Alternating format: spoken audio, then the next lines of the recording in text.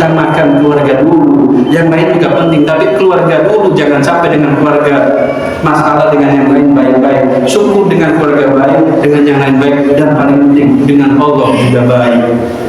Karena ada orang hubungannya dengan Allah baik, tapi dengan orang tidak baik, bahkan dengan makhluk tidak baik, neraka. Dengarkan kisah orang yang memelihara kucing. Kucingnya kemudian di kandang, tidak dikasih makan, tidak dikasih minum. Ketika kisah ini disampaikan kepada Nabi, kata Nabi, dia ahli neraka. Tapi dia ahli sholat ya Rasul. Iya, dia ahli neraka. Tapi dia ahli ibadah ya Rasul. Iya, dia ahli ibadah. Kenapa? Karena kesalahan dia adalah mengkerangkeng kucing dan tidak dikasih makan. Ternyata yang ahli ibadah bisa terhalang surganya karena tidak peduli kepada binatang. Assalamualaikum warahmatullahi wabarakatuh. Alhamdulillah alladzi arsala rasulahu bil huda wa dinil haq liyudhhirahu 'ala dini kulli wa kafa billahi shahida. Asyhadu an la ilaha illallah wahdahu la syarika lah wa asyhadu anna Muhammadan 'abduhu wa rasuluh la nabiyya wa la rasula ba'da. Allahumma shalli wa sallim ala Muhammad wa ala alihi wa ashabihi ajma'in, amma ba'du. Yang saya hormati pimpinan cabang Muhammadiyah Gelabat beserta seluruh pengurusnya, Takmir Masjid Al-Muslimun Desa Adlin, Kecamatan Gelabat, Ibu Bapak jamaah pengajian Ahad pertama setiap bulan yang saya muliakan. Pertama kali kita bersyukur, alhamdulillah pagi ini bisa hadir di masjid untuk mengikuti kajian rutin dalam keadaan sehat walafiat. Kata Profesor Quraisyha, kalau pagi hari kita bisa bangun tanpa bantuan orang lain, tanpa bantuan alat, itulah kekayaan yang sesungguhnya.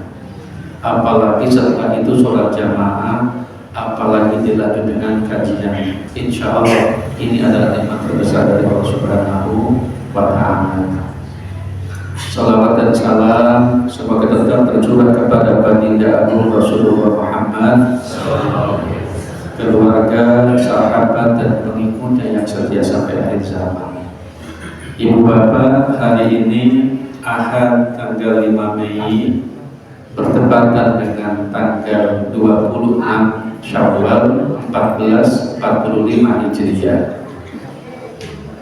Masih suasana Syawalan, masih halal bihalal, masih sedikit banyak ada bau-bau lebaran. Walaupun opornya sudah habis, tapi kue satunya masih ada.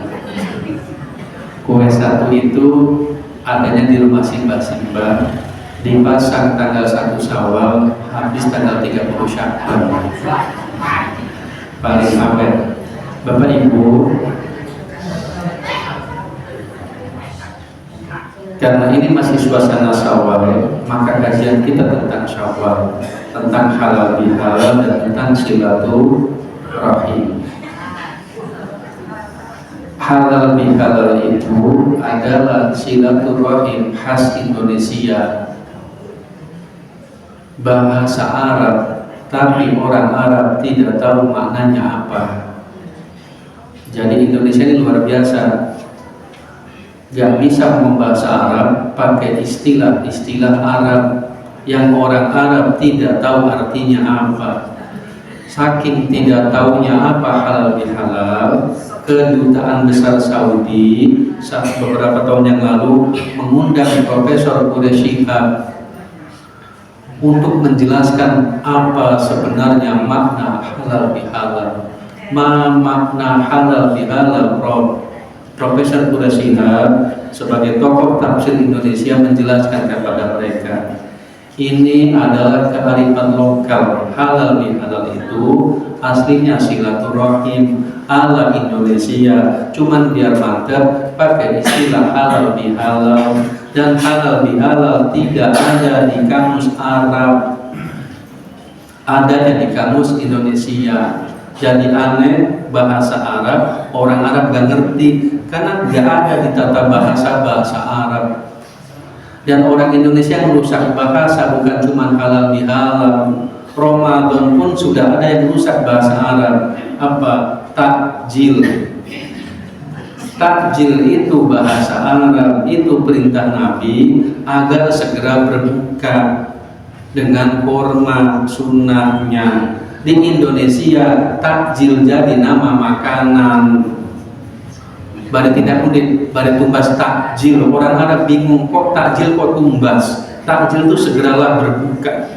Di Indonesia ada pasar takjil, isinya tahu berontak.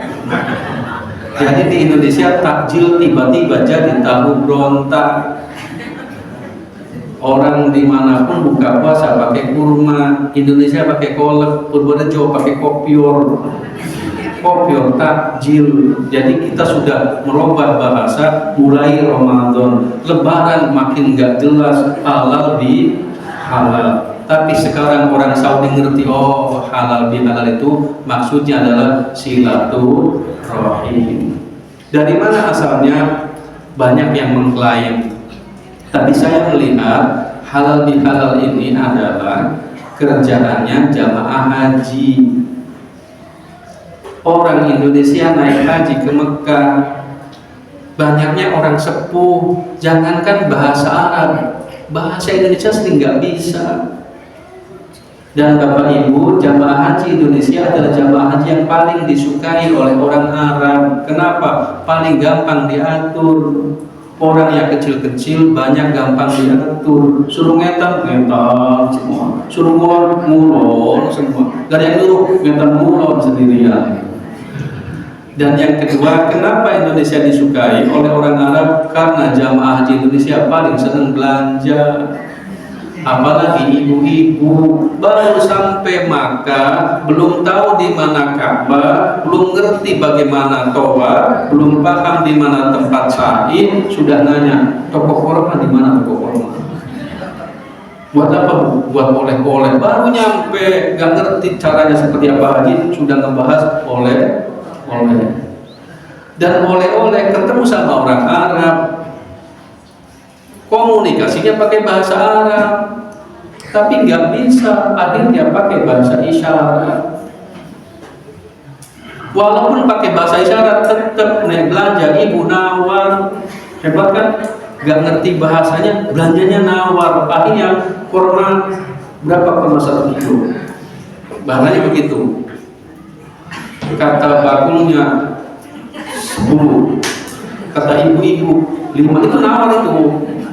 Nah, hukum dagang biasa, karena ditawar 5 gak boleh. Akhirnya kata bakulnya songo, kata ibunya 6, kata bakulnya 8, kata ibunya 7, jatuh di 7,5. Saya nggak tahu gimana 7,5 itu. Terus pokoknya 7,5. Jadi begitu 7,5, kata bakulnya halal, gitu Pak. Jangan itu Mas Tengah Arab, kata bakul suci bilang halal, monggo. Akhirnya belilah, jual beli, seneng dapat bahasa halal. Kormanya dibawa ke pemondokan, dibawa ke hotel. Saking senengnya, semua teman-temannya ditawari, monggo, begitu ngambil halal, oleh-oleh bahasanya halal. Semua yang dia izinkan halal. Pulang ke Indonesia, pulang haji, tetangganya pada datang nyuguh, ada kacang Arab, semua kacang Arab, pokoknya original Arab. Warma semua bilang halal. Keterusan Lebaran tahun depan, saling makan bilang halal bi halal. Itulah sejarah halal bi halal. Saling memaafkan satu dengan yang lain. Nah, itu adalah silaturahim khas Indonesia. Artinya di KBBI, Kamus Besar Bahasa Indonesia, halal bihalal adalah acara saling memaafkan setelah Ramadan. Dengan Allah kita sudah minta ampun. Dengan Allah kita sudah minta maaf sepanjang tahun, sepanjang bulan. Asyhadu an la ilaha illallah, astagfirullah, gitu. As'alukal jannata wa a'udzu bika minan nar. 21 terakhir tanggal liburan, selibur, 2 libur, 3 libur, sama libur. Apa doanya? Allahumma innaka afuwun tuhibbul afwa fa'fu anni. Harapannya selesai Ramadan dosa kita dengan Allah ampuni.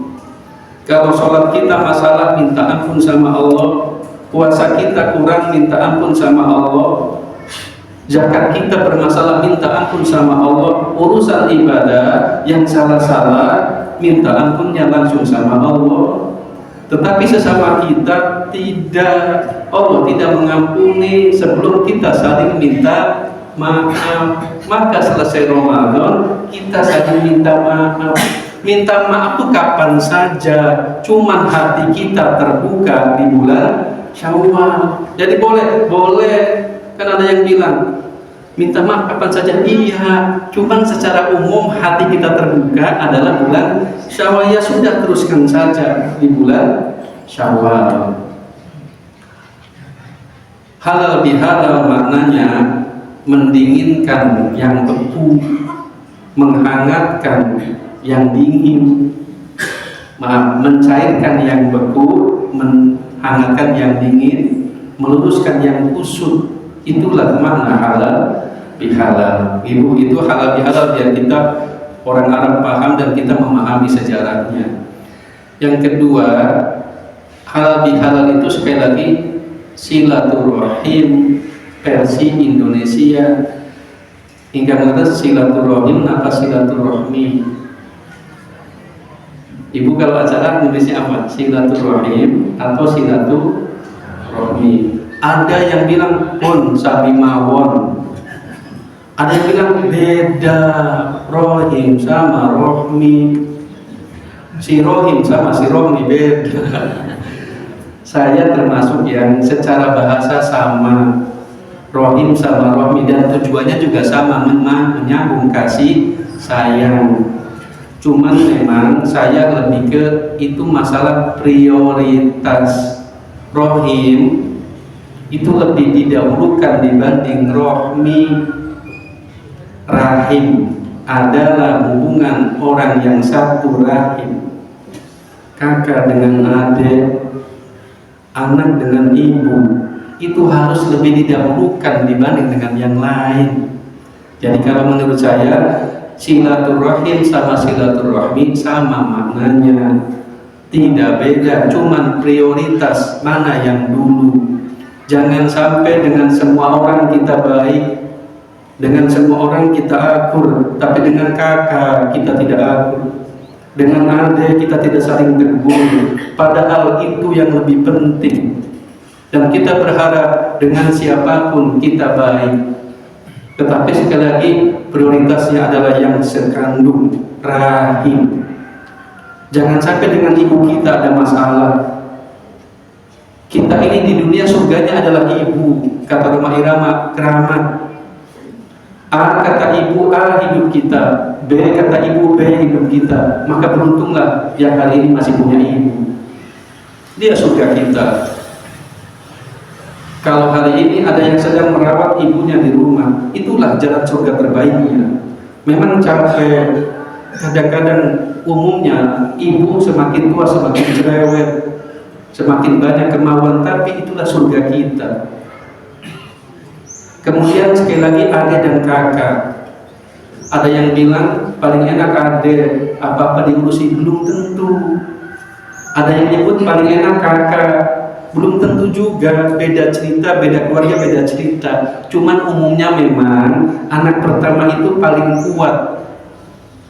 Dia lahir ketika ibu bapaknya belum mapan, baru punya sepeda. Anak kedua sudah punya motor, anak ketiga sudah punya mobil, Anak yang pertama merasakan naik sepeda, merasakan naik motor, dan merasakan naik mobil. Anak kedua cuma merasakan naik motor dan naik mobil. Anak yang ketiga cuma merasakan naik mobil, tidak merasakan naiknya sepeda. Ini bahasa gampangnya gitu. Itu kalau untuk prosesnya begitu. Tapi ada juga anak pertama sudah punya mobil, anak kedua mobil sudah nggak punya, dijual, ganti motor. Anak yang ketiga habis mobilnya, habis motornya, tinggal sepeda. Jadi beda keluarga, beda cerita. Maka kita di keluarga harus sering menguatkan. Sedarah, ada darah kita di darah adik kita, ada darah kita di darah kakak kita, harus paling kuat. Bahkan ketika sedekah pun, saudara kita harus didahulukan. Jangan sampai ngasih orang yang lain, saudara kita tidak. Jangan sampai nyumbang yang lain, saudara kita tidak. Walaupun pas ngasih jangan ngomong sodako. Ini sodako dari kakak. Jangan ngasih saja, cuman di sisi Allah itu namanya sodako. Jangankan untuk kakak, untuk adik, untuk istri. Bapak ngasih uang bulanan itu sodako, tapi jangan ngomong. Ngamuk mesti. Ini sodako, marah ibu. Di sisi Allah sodako, tapi jangan ngomong. Allah yang paham itu sodako, Allah menurut itu sodako, tapi jangan mengatakan ibu sodakoku, nggak mau mesti ngamuk istri itu sodako, pangan dewek. Jadi itu sodako sebenarnya teman tadi. Nah istri beres, anak beres, adik kakak beres, baru yang lain. Jangan yang lain dulu, istrinya enggak, jangan yang lain dulu, anaknya tidak, jangan yang lain dulu, saudaranya tidak, saudara dulu. Inilah kuatnya persaudaraan. Bapak Ibu, saya ada kisah yang semoga menggugah. Ini kisah yang dialami oleh Rektor Universitas 11 Maret Surakarta atau Solo, namanya Profesor Rafiq Karsidi. Waktu itu, sekarang sudah ganti.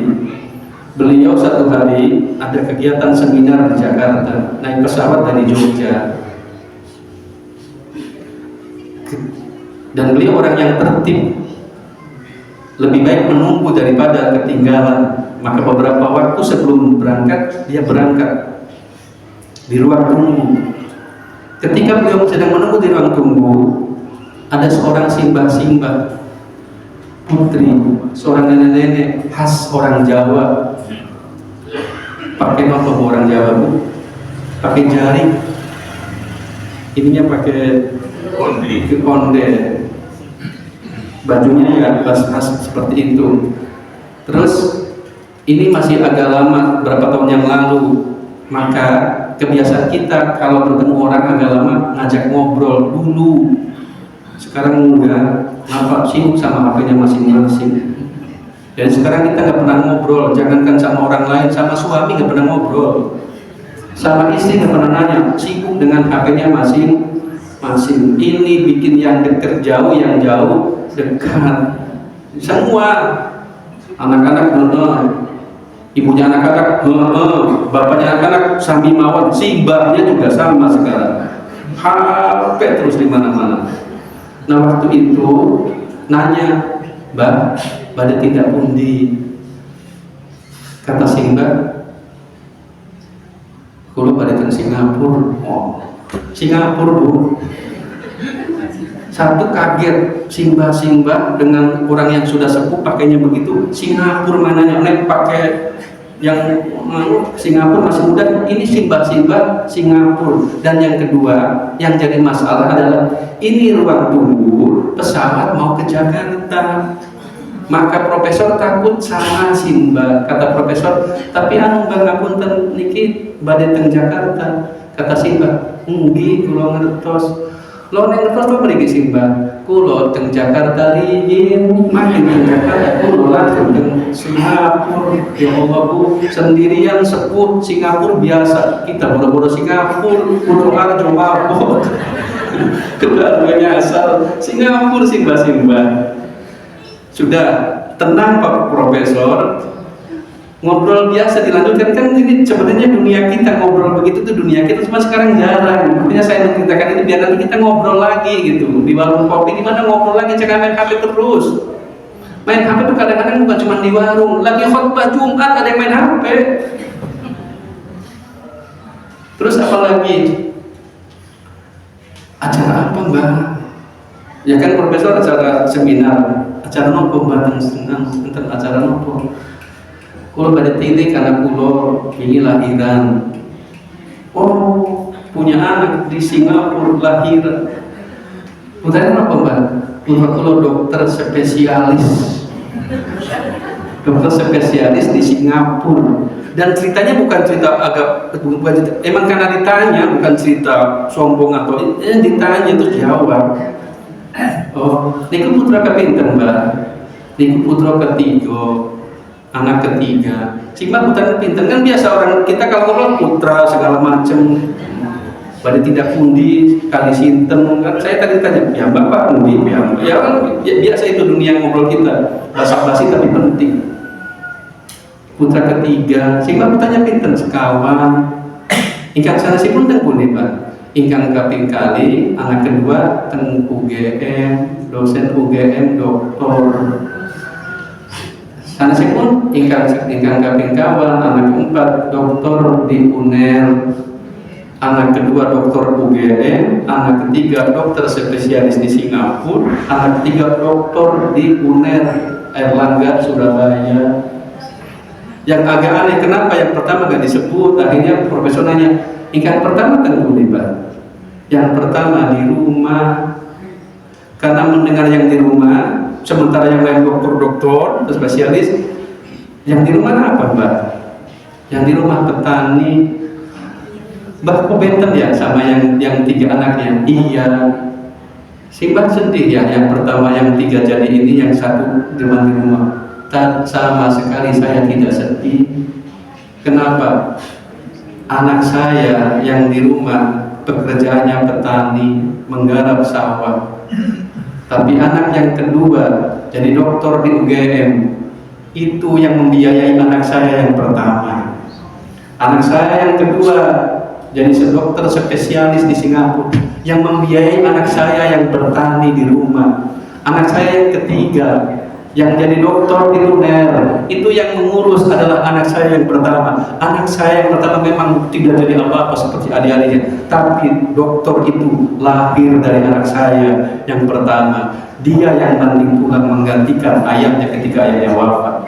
Ibu yang sangat bangga dan tidak pernah membeda-bedakan status, karena ternyata tiga anaknya yang sukses itu disukseskan oleh anak yang pertama yang berkorban jadi petani, mengurus warisan ayahnya, mengurus kerbaunya, mengurus sapinya, mengurus sawahnya, dan lahirlah dokter dan dokter spesialis dari anak yang cuma mengelola sawah. Inilah saudara, inilah silaturahim paling kuat. Dan anak tiga itu sangat hormat kepada kakaknya yang pertama, karena dia tahu diri, dia hari ini jadi apa, ini kakak saya pengorbanannya. Dia tidak kuliah memang, dia tidak dokter memang, tapi dengan dia kami jadi dokter, dengan dia kami jadi dokter spesialis. Bapak Ibu, itulah keluarga saling menguatkan, dan silaturahim paling penting di situ.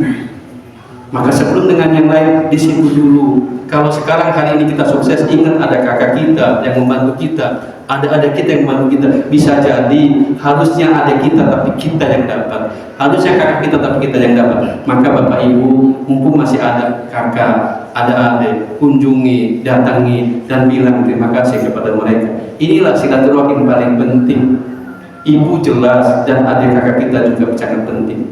Kemudian sebagai orang tua, tadi sebagai kita sebagai adik kakak Ibu.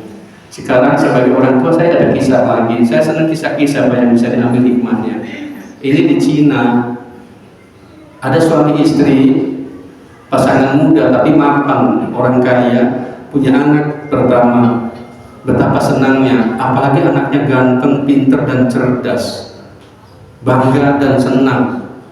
Kemanapun anak ini diajak, kemanapun pergi diikutkan. Lahir anak yang kedua perempuan, cantik, pinter dan cerdas, bangga betul orang tuanya, kemana-mana dibawa. Tapi kemudian lahir yang ketiga, laki-laki, berbeda dengan anak yang kedua. Ini anak di bawah standar. Dulu orang menyebutnya cacat, kemudian berubah, jangan sebut anak-anak kita cacat, sekarang tidak boleh. Maka kemudian berubah menjadi anak berkebutuhan khusus. Pun hari ini tidak boleh anak-anak yang seperti itu disebut dengan anak istimewa. Sedih orang tuanya, dua-dua yang kakaknya luar biasa, cerdas, cantik, dan pinter, ganteng, yang ini masalah. Akhirnya yang ini dianggap memalukan, maka tidak pernah diajak kemanapun, karena jadi omongan orang. Kalau dulu diomong dan dipuji, oh anaknya pinter, sekarang takut yang dulunya dipuji jadi anak ini nggak pernah dibawa kemana-mana.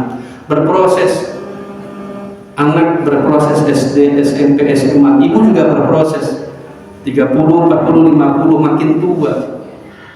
Anak yang dibanggakan itu diharapkan akan membantu orang tuanya. Umur makin tua makin berkurang pendengaran, penglihatan, sering sakit. Ketika ibunya sakit, maka si bapak telepon anaknya yang pintar itu. Nah, bisa tidak pulang? Maaf ya, kita besok ada meeting, gak bisa hadir. Yang perempuan coba, maaf Pak, besok ada proyek, gak bisa hadir. Dan itu berkali-kali, sakitnya makin tua, makin sering, berkali-kali anaknya tidak bisa hadir.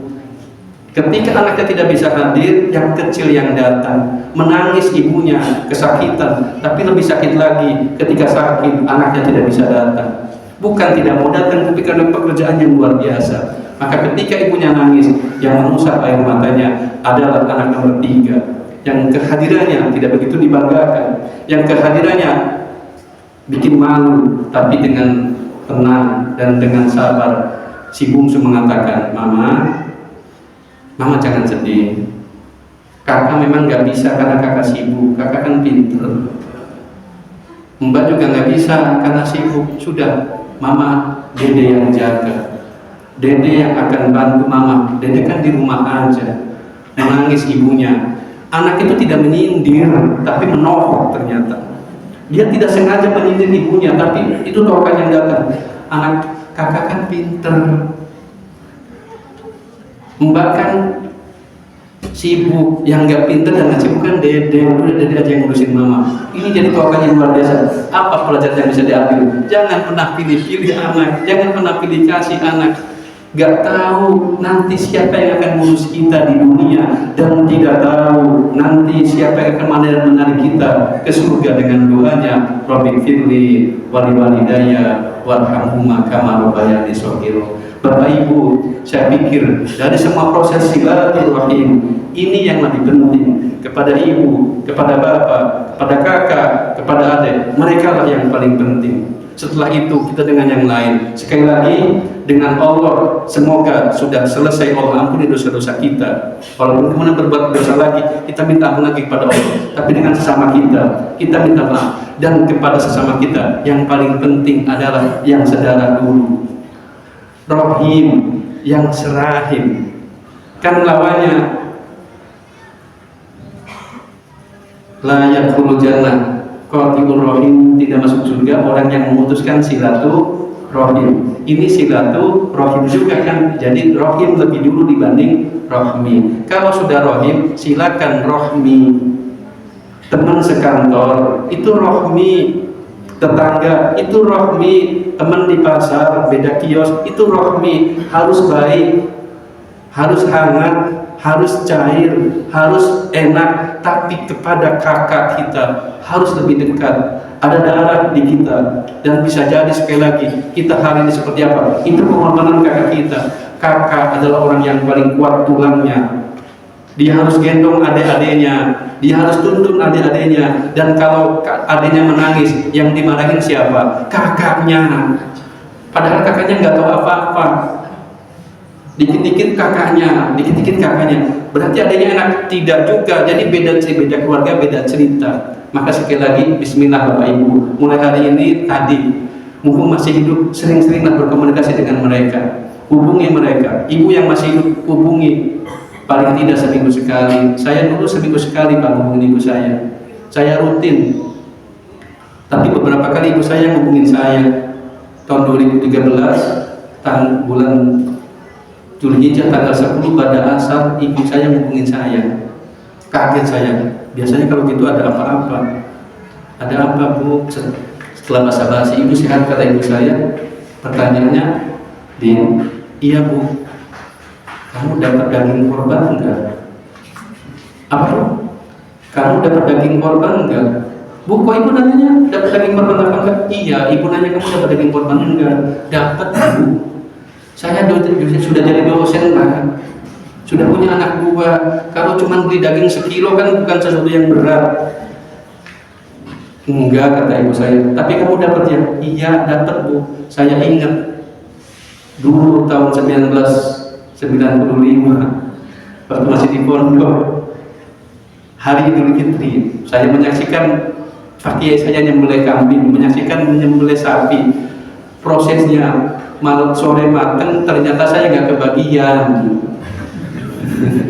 Nah, masalahnya saya masih di pondok, saya cerita sama ibu saya, Bu, Didin nggak dapat daging kurban, gitu. 95 itu. 96, Bu, 96 setahun kemudian Idul Adha jam 9 malam saya mau tidur, tiba-tiba ada adik kelas saya bilang, kakak itu ada dipanggil bagian ini, ada apa? Gak tahu, ada titipan. Saya keluar, ternyata ada kardus gede, katanya ini titipan dari ibu kamu, dari kampung saya, Bu, titip lewat travel. Begitu saya terima, ya Allah, isinya segala jenis masakan, bahannya daging semua. Itu 96, ternyata 2013 saya sudah jadi dosen. Ibu saya masih ingat, dosen kan di depan mahasiswa, ustadz kan di depan jamaah, di depan ibu kan tetap anak-anak yang pernah nangis gara-gara ada daging kurban. Ya itulah ibu, dan sampai kapanpun di depan ibu kita adalah anak-anak. Sampai kapanpun, ini yang punya ibu, yang masih punya ibu, yakin di depan ibu mah dianggap anak-anak. Ada adik kakak, saya senang tapi sedih. Ada kakak yang kakaknya 80 tahun, yang adiknya 70 tahun. Adiknya silaturahim ke kakaknya, pas pulang adiknya dikasih duit 10.000. Anak-anaknya pada nangis, ya Allah, itulah kasih sayang kakak. 10.000, itu ngopo, gua jajan. Karena dari kecil dia biasa ngasih, ya 10.000 kecil tapi maknanya besar. 80 tahun masih punya adik, 70 tahun dikasih uang. Itulah Bapak Ibu. Jadi sekarang bismillah. Kadang-kadang kita dengan yang lain begitu dekat, dengan yang lain begitu akrab. Ibu kita, bapak kita, adik-adik kita, kakak kita, itu yang lebih penting dulu.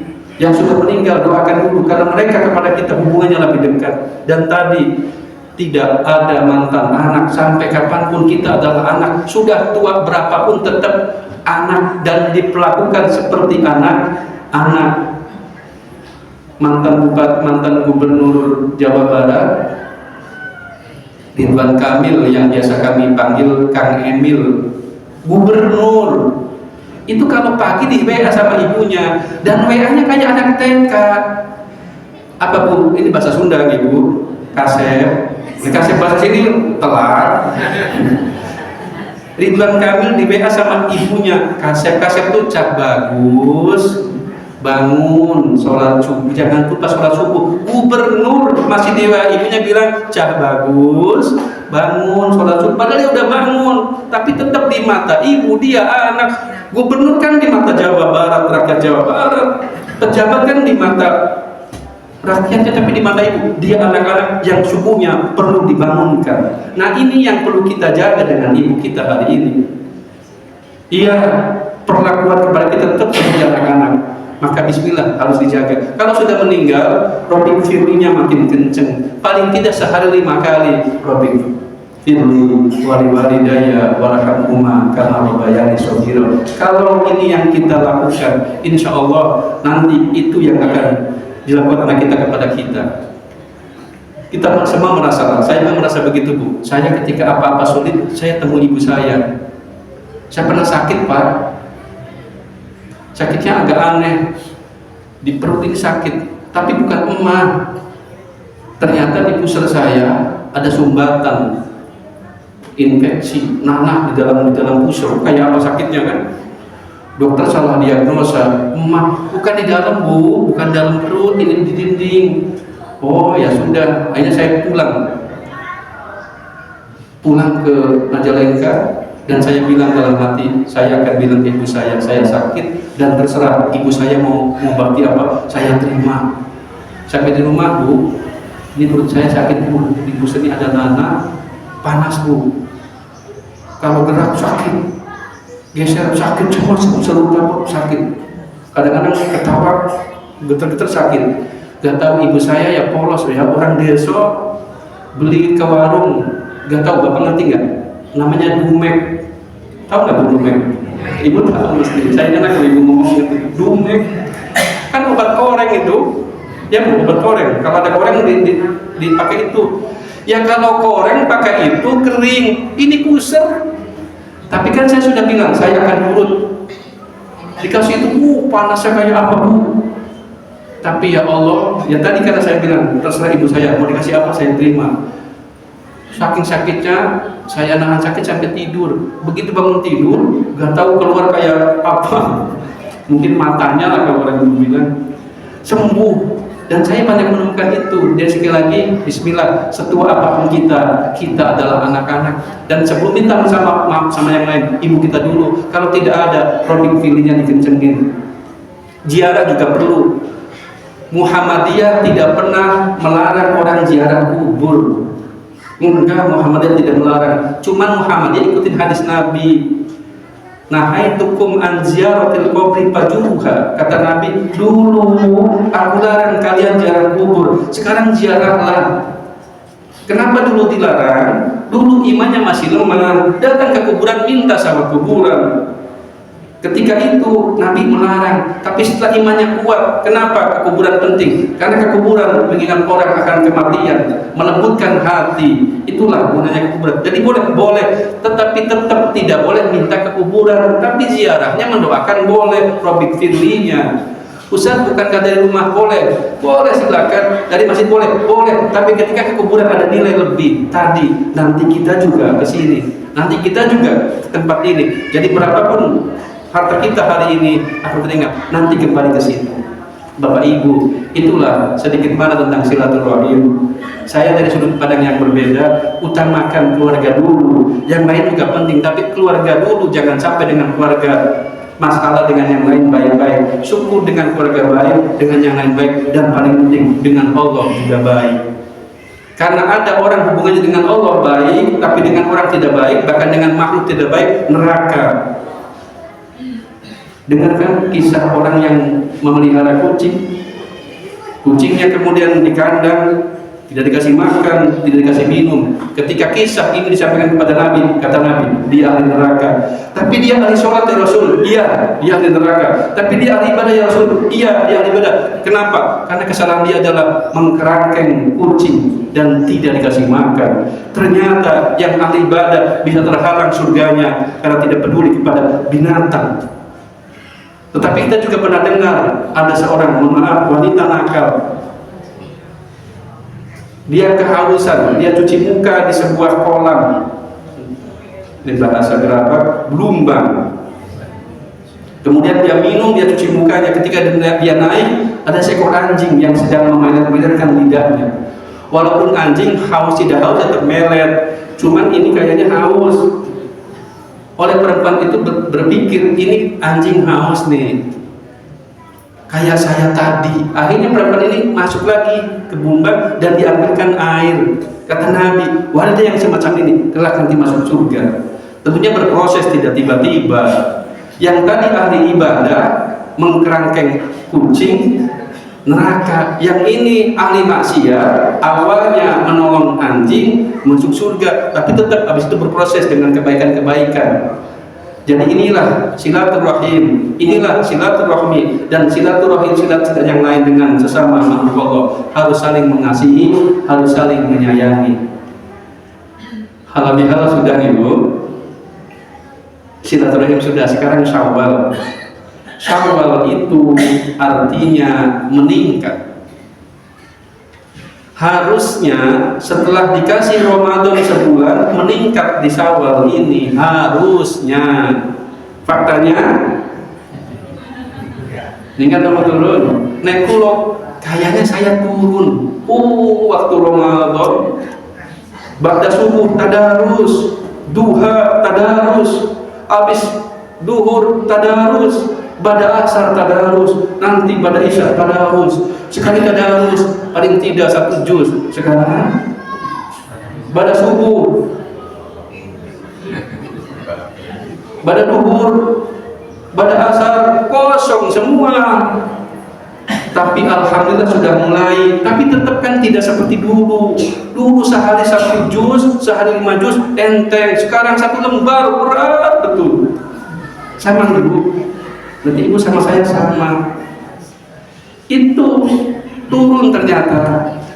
Sholat malamnya sebulan full, yang namanya tarawih, yang namanya qiyam Ramadan. Sekarang bahkan bukan sekarang saja, dari malam 1 Syawal sudah masalah kita.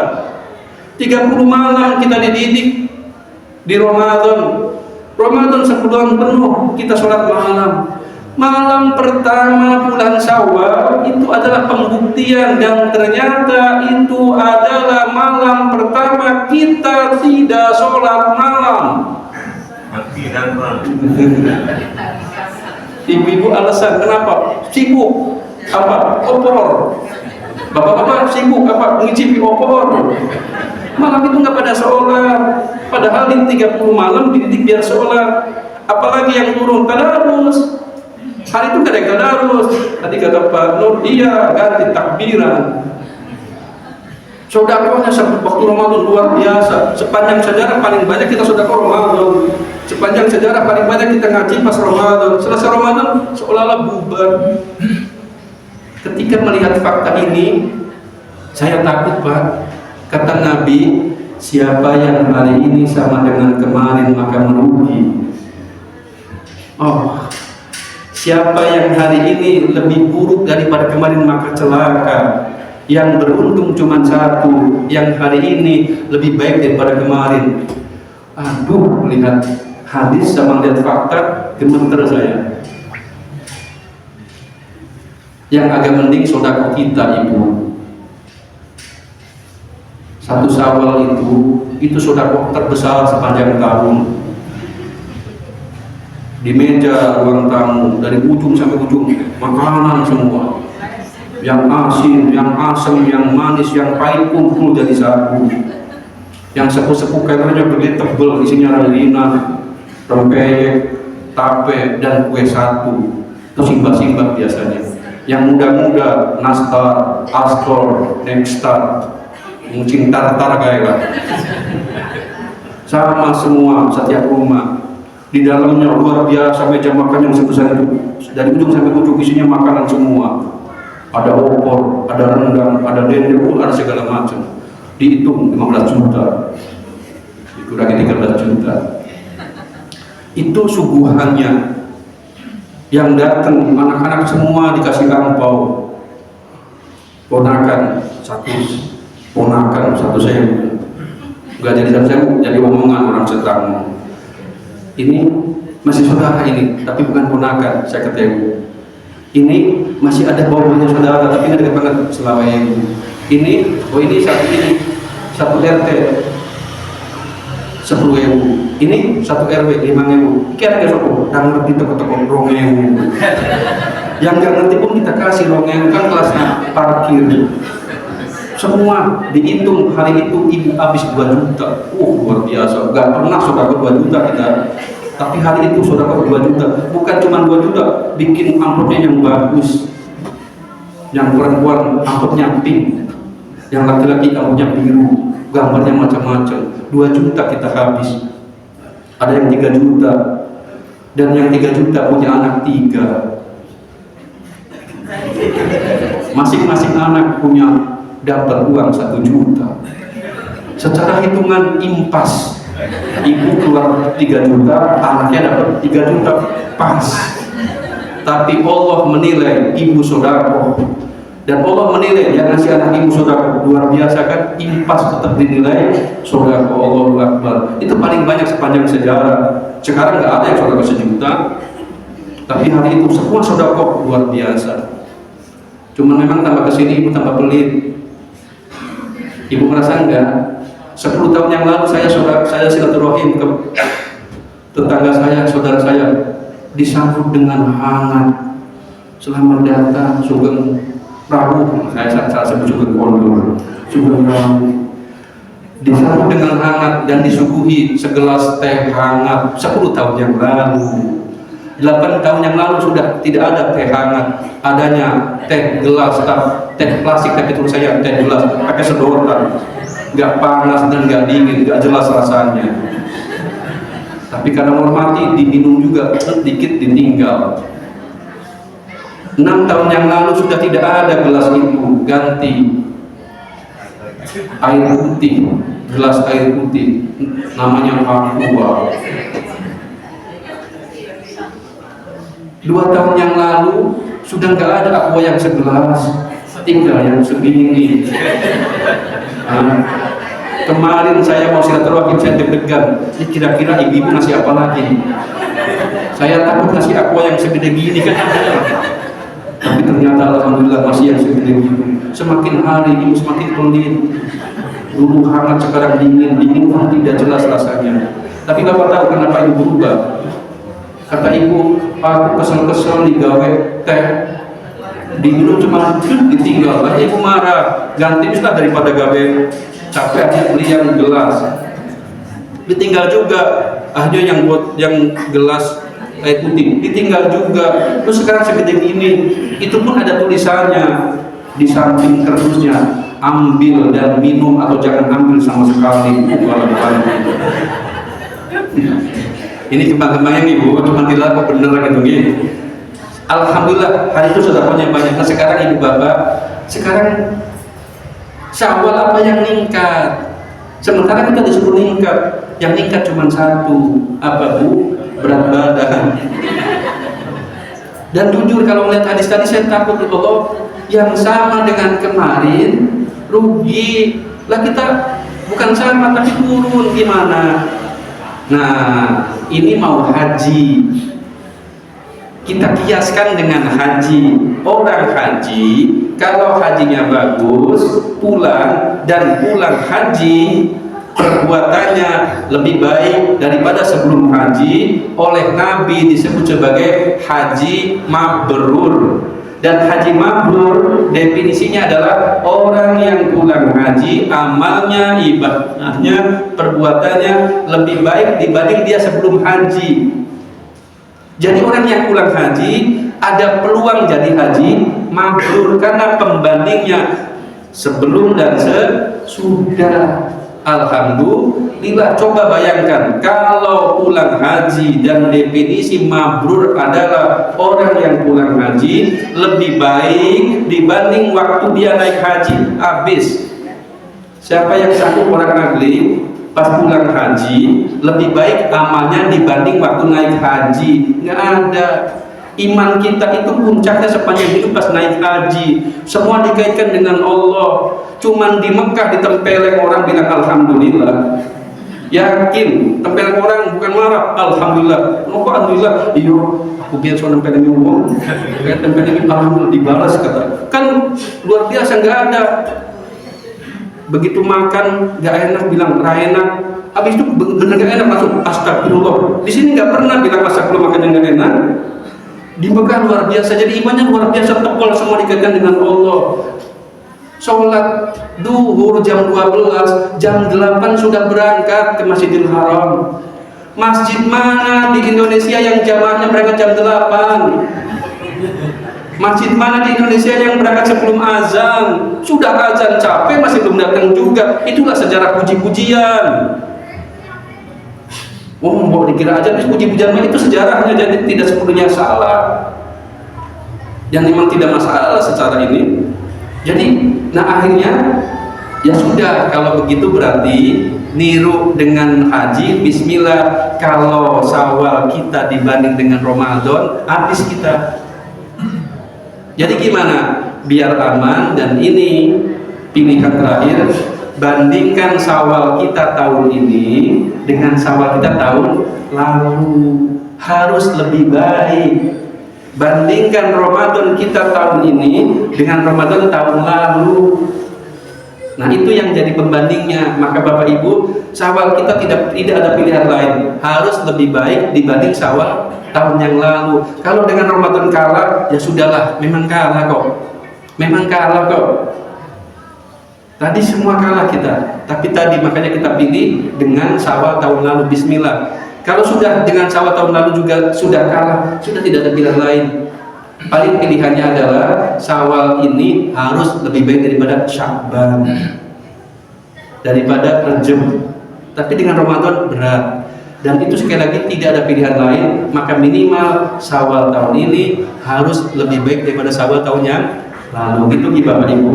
Semoga kita adalah orang-orang yang beruntung. Ciri-cirinya setiap hari semakin baik ibadahnya, setiap tahun semakin hebat ibadahnya, setiap tambah usia semakin baik dibanding sebelum-sebelumnya.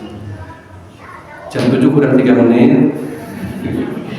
Demikian yang dapat saya sampaikan. Saya mohon maaf atas segala hilaf, atas segala kesalahan, dan kita saling memaafkan. Dan semoga Allah ampuni kita semuanya. Semoga nanti kita berkumpul di surganya Allah Subhanahu wa Ta'ala. Kita berpuasa, kata Nabi, siapa yang puasa maka nanti dia masuk surga lewat pintu royan. Semoga nanti kita lewat pintu royan. Ibu-ibu yang puasa, ibu-ibu yang sholat, ibu-ibu yang ibadah dan taat kepada suaminya, ibu boleh masuk surga dari pintu mana. Maka semoga kita adalah orang yang masuk surga, dan semoga bisa masuk dari pintu manapun, karena apa yang Allah perintahkan kita kerjakan, dan apa yang Allah larang kita tinggalkan. Dan kalau ada bilang ada salah, semoga Allah ampuni. Kita terus minta ampun, dan terus memperbaiki diri. Aku qouli hada fa astaghfirullah li wa lakum. Walisai muslimin wal muslimat, ini bukan Jumat, Pak. Astaghfirullah innahu wal ghafurur rahim. Nasrum minallahi wa fatun qarib. Assalamualaikum warahmatullahi wabarakatuh.